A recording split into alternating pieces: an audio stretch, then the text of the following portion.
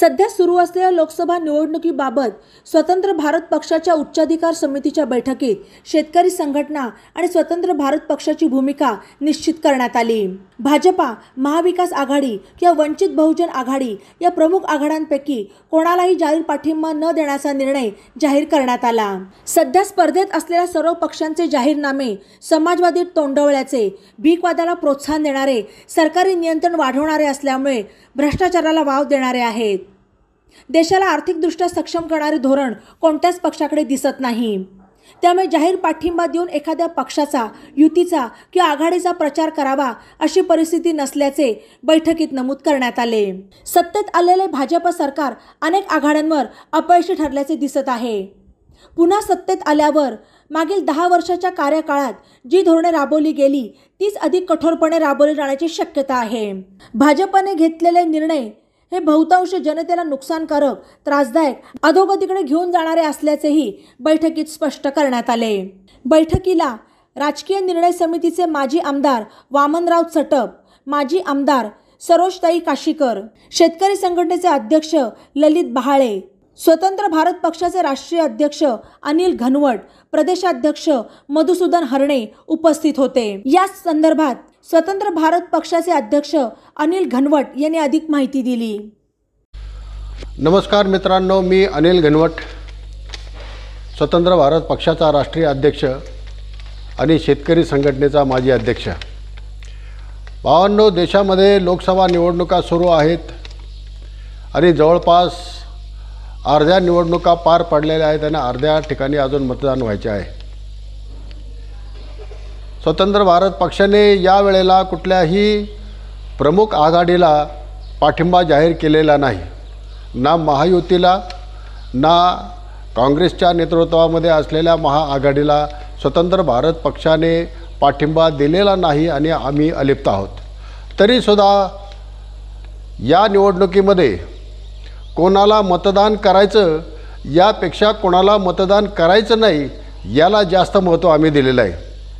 मतदान कोणाला करायचं नाही, ज्या पक्षाकडे आत्ता सत्ता होती आणि या सत्ताधारी पक्षाने त्यांच्या हातामध्ये असलेल्या 10 वर्षाच्या कारकिर्दीमध्ये देशाचं किती भलंबुरं केलं, जनतेचं किती भलंबुरं केलं याची सगळी पडताळणी करून आपल्याला हा निर्णय घ्यायचा असतो।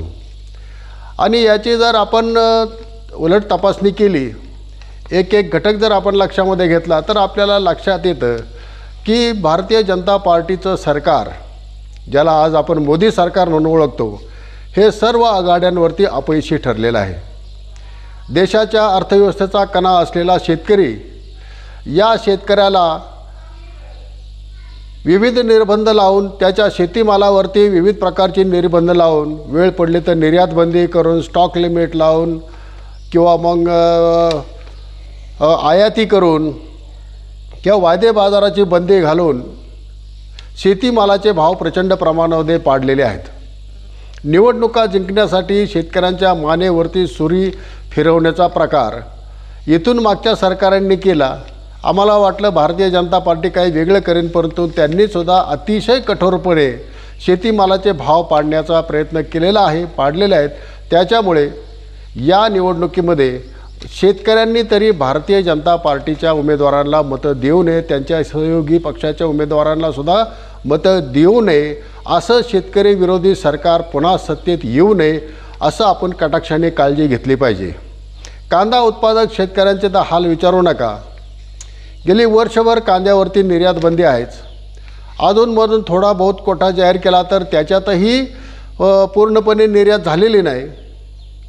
आता हल्ली काय परवानगी दिली त्याच्यामध्ये किमान निर्यात शुल्काची आकारणी केलेली, पुन्हा निर्यात शुल्काचे किमान निर्यात मूल्य, अशी वेगवेगळ्या अटी शर्ती लावून त्यांनी ही निर्यात बंदी शिथिल केलेली आहे। परंतु याच्यातून फार काही निर्यात होऊन शेतकऱ्यांच्या हातामध्ये पैसे पडतील असं नाही। म्हणून या वेळेला शेतकऱ्यांनी सरकार पाडलं हे चित्र आपल्याला तयार करणं आवश्यक आहे, तरच येणारी सरकार शेतकऱ्यांच्या शेतीमालाच्या भावाबद्दल, त्यांच्या कर्जाबद्दल, त्यांच्या स्वातंत्र्याबद्दल विचार करतील, नाहीतर ही गुलामी आपली कधी संपणार नाही।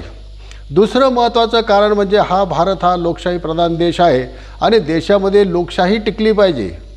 गेल्या काही वर्षातले आपण भारतीय जनता पक्षाची जर आपण कारकीर्द पाहिली तर यांनी ED सारखी संस्था आहे, इन्कम टॅक्स डिपार्टमेंटसारखी संस्था आहे किंवा इलेक्शन कमिशनसारखी संस्था आहे, CB सारखी संस्था आहे, याच्यावरती पूर्ण अधिकार हा सरकारने घातलेले, त्यांची स्वायत्ता संपवलेली आहे. सरकारला पाहिजे तसे निर्णय घेतले जातात, त्याच लोकांवरती धाडी टाकले जातात, त्यांना सोडलं जातं, पक्षात घेतलं जातं. अशा पद्धतीने हा लोकशाही संपवण्याचा प्रकार आहे. वेळ पडली तर संसदेमधले सगळ्या विरोधी पक्षाच्या खासदारांना सभात्याग करायला भाग पाडायचं आणि आपल्याकडे असलेल्या या मताधिक्याचा वापर करून कसलेही कायदे पास करून घ्यायचा असा हा कार्यक्रम चालू आहे. हे लोकशाहीला काही पूरक नाही आहे. तर अशा पक्षाला मतदान करू नये असं आमचं याच्याबद्दल म्हणणं आहे.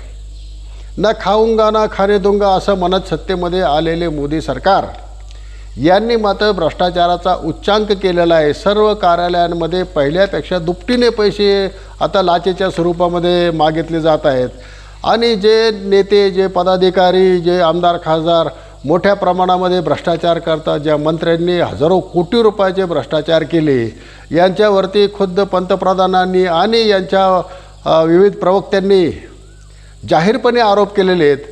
अशा लोकांना यांनी सगळ्या त्यांचे गुन्हे माफ करून त्यांचा भ्रष्टाचारामध्ये क्लीन चिट देऊन त्यांना पक्षामध्ये घेऊन पुन्हा अर्थमंत्रालयासारखी, विविध मंत्रालयासारखी महत्त्वाची पदं त्यांना दिलेली आहेत. याच्यातून स्पष्ट होते की मोदी सरकारला भ्रष्टाचार संपवायचा नाही आहे, परंतु सत्तेमध्ये राहून आणखी भ्रष्टाचार करून प्रचंड माया जमवणे हा त्यांचा कार्यक्रम सुरू आहे. इलेक्ट्रल बॉन्ड्सच्या रूपाने आपल्याला पाहायला मिळालं की कसे कोट्यवधी हजारो कोटी रुपये यांनी आपल्या पदरामध्ये पाडून घेतले. त्याच्यामध्ये विविध संस्थांना धमक्या देऊन, कोणाला सवलत देऊन, कोणाला काय आमिष दाखवून, गाजर दाखवून कामं द्यायचं निमित्त करून यांनी हे इलेक्ट्रॉनिक बॉन्ड्स मिळवलेत आणि हे काही आपल्या देशाला योग्य असं वाटत नाही. कायदा आणि सुव्यवस्था जवळजवळ संपुष्टात आल्यासारखी आहे.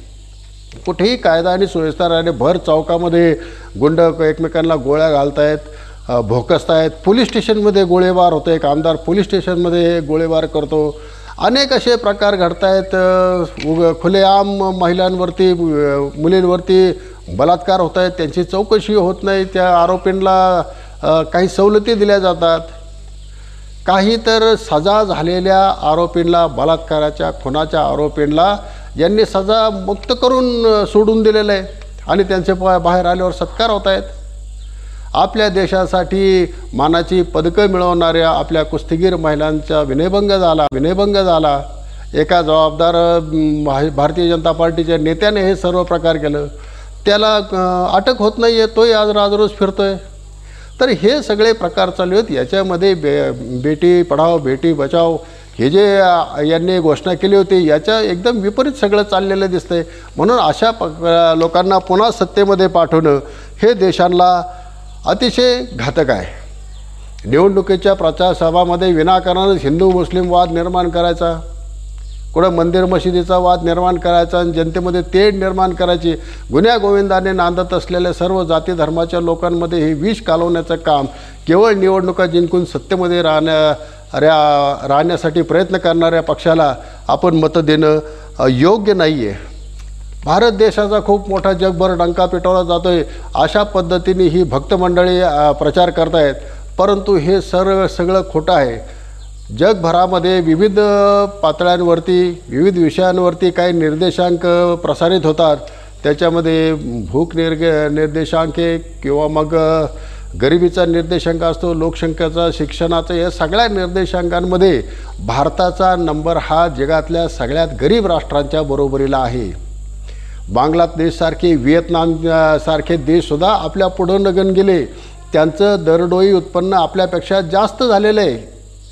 तिथली जनता भारतातल्या जनतेपेक्षा श्रीमंत आहे असं सगळं सांगतं आणि कोणचं आपल्या देशाचं सगळ्या जगामध्ये कौतुक होतं आहे हे मला काही समजत नाही आणि हे सगळं खोटं आहे. सर्व प्रसारमाध्यमंसुद्धा यांनी ताब्यात घेतलेले आहेत. त्याच्यामुळे जे काय आपल्याला विविध दूरदर्शनच्या चॅनलवरती, प्रसारमाध्यमांवरती पाहायला वाचायला मिळतं हे सगळं खोटं आहे असा जनतेचा मानस झालेला आहे आणि अशा खोटारड्या लोकांना पुन्हा सत्तेत पाठवणं योग्य होणार नाही असं मला वाटतं। आणखी एक फार भयानक गोष्ट जी चालू आहे ती म्हणजे नरेंद्र मोदी यांचं उदात्तीकरण। पहिलं देशामध्ये सरकार आलं ते भारतीय जनता पार्टी आणि इतर त्यांचे सहयोगी पक्ष मिळून NDAचं सरकार आपल्या देशामध्ये आलं किंवा त्याला भारतीय जनता पार्टीचं सरकार म्हणू, भारत सरकार म्हणू। परंतु आता सध्या भारत सरकार नाही, NDA सरकार नाही, भारतीय जनता पार्टीचं सरकार नाही, आता मोदी सरकार। कुठून आलं मोदी सरकार आणि काय हेतू आहे तुम्हाला हे मोदी सरकार प्रोजेक्ट करण्याचा? याचा खरं तर भारतीय जनता पार्टीतल्या लोकांनी मोठा विरोध करायला पाहिजे होता। यांचा जाहीरनामा भारतीय जनता पक्षाचा जाहीरनामा नाही, यांचा जाहीरनामा मोदी की गॅरंटी। म्हणजे तुम्ही पक्षसुद्धा संपवायला निघाले। तर अशा पद्धतीने तुम्ही सगळ्या लोकशाहीचा घात करायला निघालेल्या या पक्षाला समर्थन देऊ नये। शेतकऱ्यांनी तर अजिबातच देऊ नये। जे प्रामाणिकपणे काम करतायत, कष्ट करून टॅक्स भरतायत, अशा लोकांनी सुद्धा मोदी सरकारला पुन्हा मतदान करू नये। कारण तुम्ही सगळे कष्ट केलेले पैसे हे सगळे हरामखोर सत्तेमध्ये बसलेली मंडळी हे खाऊन चाललेले आहेत। हा सगळा पैसा केवळ यांच्या खिशामध्ये जाण्यासाठीच जमा केला जातो आहे। आज सगळी महागाई वाढती ती यांच्या अशा कारभारामुळे वाढते। तर आपल्या देशाला जर पुन्हा एकदा नव्या रूपामध्ये पुढे आणायचं असेल तर मोदी आणि मोदी सरकार हटवणं गरजेचं आहे। म्हणून तुमच्या भागामध्ये, तुमच्या मतदारसंघामध्ये जो कोणी उमेदवार भारतीय जनता पक्ष किंवा त्याच्या सहयोगी पक्षाचा उमेदवार मोदीच्या उमेदवाराला पराभूत करणारा असेल त्याला मदत करावी आणि यांचा पराभव करावा। शेतकऱ्यांनी तर मी म्हणतो एकसुद्धा मत भारतीय जनता पार्टीच्या उमेदवाराला जाऊ नये असा प्रयत्न करावा। भारतीय जनता पक्षाच्या त्यांच्या सहयोगी पक्षांचं डिपॉझिट जप्त व्हावं इतक्यापर्यंत प्रयत्न करावा, तरच शेतकऱ्यांनी सरकार पाडलं असं निश्चित होईल। आणि इथून पुढची येणारे सरकार तरी शेतकऱ्यांचे विचार करतील की आता शेतकरी जागा झाला आहे, शेतकरी आपल्या हितासाठी सरकार उलथीपालथी करू शकतो, हे एकदा आपण दाखवून दिलं तरच आपल्या पुढच्या पिढ्यांना, आपल्या लेकराबाळांना सुखाचे दिवस पाहायला मिळतील। नाहीतर हे आत्महत्याचं सत्र कधी थांबणार नाही।